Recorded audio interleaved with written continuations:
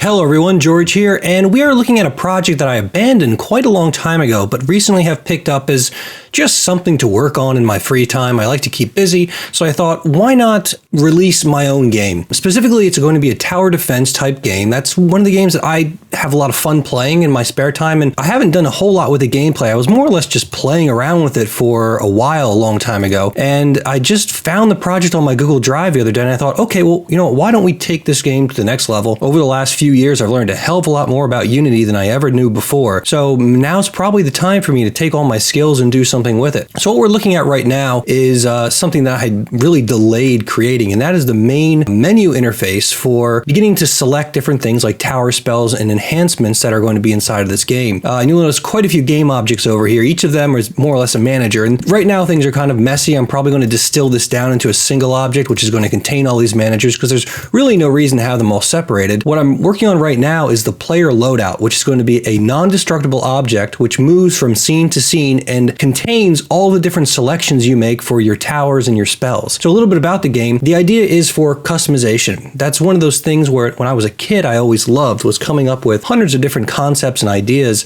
about, okay, if I take this emerald and socket it into this item, now it goes from a normal sword to a fire sword, but then if I socket this other thing in there, now it's like triple bladed fire sword. And I kind of wanted to bring that experience from my childhood into this game. So right now what we've got is a simple drag and drop interface that I've put together. You can select the different ones over here, whether you're dealing with towers, spells. Now enhance doesn't work yet. I just added that actually today, and yeah, you'll notice everything disappears over here.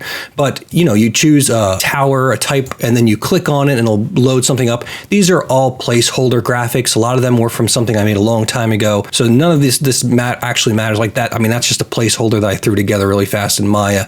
That is a very phallic looking object, which I had no idea what I was thinking when I created that. So let's just ignore that and move on. But the general idea is you click, you'll get more information over here. You'll drag it over into its slot. It gets stored in that slot. And actually we're running into an error now. This is supposed to snap into the center. So I just found a bug apparently. Let's see what happened. And actually they didn't disappear either. So apparently I've broken my game already by adding this enhancement menu. So I'll have to go in there and figure that out. But when you overlay them, that's what's supposed to happen. They're supposed to snap down there. And I'm wondering if the reason why that's not working is I didn't properly tag those elements, which is probably what's happened. But yesterday it was working properly, where you can click and drag, you can release them and they'll go snap back into their respective slots. So the scripts are all storing their relative position within the hierarchy, as well as changing where they should be in the hierarchy so that they come above other menu items. And then for things like enhancements, you'll be able to click and drag these into these slots over here. I don't know how the enhancement system is going to work at the moment. I was thinking about leaving it somewhat restrictive, where there are going to be different enhancement gems or stones or whatever you want to tiles, and some will be type green, some will be red, and some will be blue. So you can't completely break the game and put 3 tiles on here that's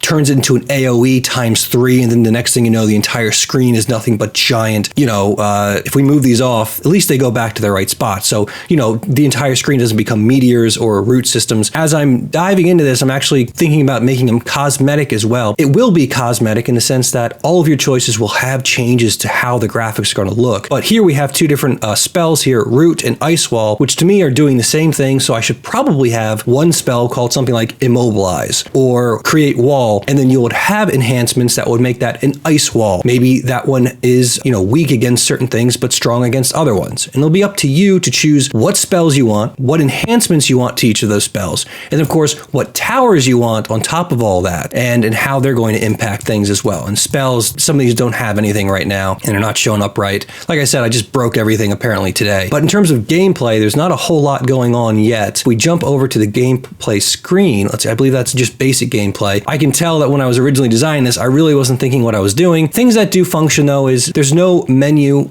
here. Instead, I wanted to have a hotbox similar to what you have in Maya. Click the right button and then you can move around and it brings up your menu, so spells or towers.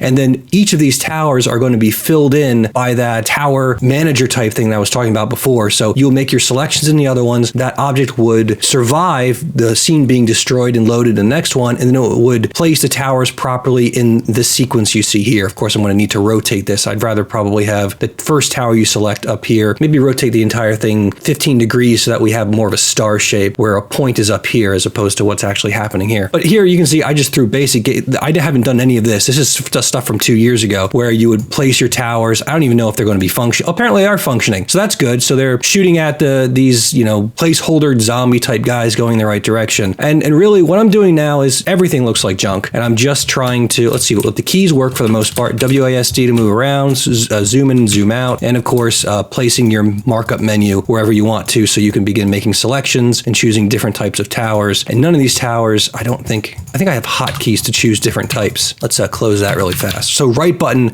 opens and then brings you back out a level. So you can always kind of jump back and forth between each one and get back in the game. So yeah, and apparently there's a city. Once again, I don't know what the overall objective is going to be. If these guys are trying to get to the city and then they're destroying it, or if there's something else for that matter. Things that I'll be feeling out, in the next week. This entire series is really about continuing to motivate me to create this game. So I figured every weekend I would take 10 minutes out of my time and sort of summarize the progress I've made so far. And, we'll see where this goes together in the future. There we go. That blew up there. It's got a weird little crappy explosion effect. I don't think any of the spells work yet. Really what I want to achieve in the next weekend though is getting that, let's see, let's go to GUI tower spells. Let's see, save. I really want to get this thing, well, now not broken. And I also want to make this player loadout work properly so that as we transition from this scene to the main game scene, all of the graphics are populated with the correct tower. I'm still figuring that whole thing out, but I think it's doable. I'll see you all next time.